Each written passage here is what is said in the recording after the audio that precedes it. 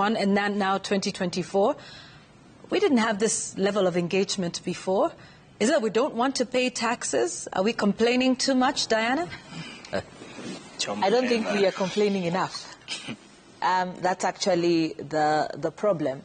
But most importantly is for the government officials and experts who came up with these proposals, I think Kenyans are trying to say, do you live in this country?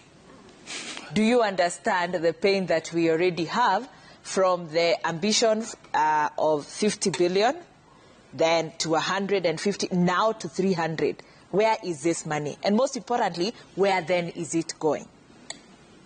What are you doing? Why would any government increase tax, value-added tax on financial services? What do banks produce? When I am banking my money, what am I producing? Nothing. So I think the outcry is Kenyans feeling unrepresented, unheard. The leaders that are there no longer represent Kenyans per se. And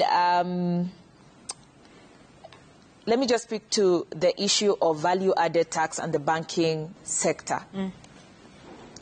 This government announced that we are going to have e-government services, 5,000 services.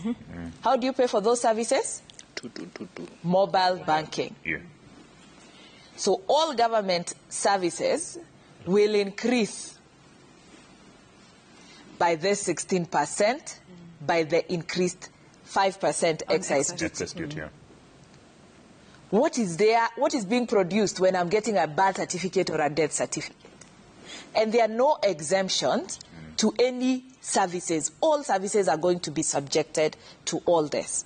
When this happened, you get back to the principle where Kenyans are feeling enslaved because we pay tax when we feel hard and served by the government.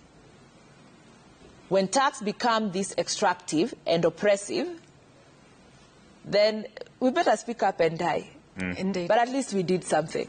Yeah. Indeed. And that's an interesting perspective you raise in terms of payment for government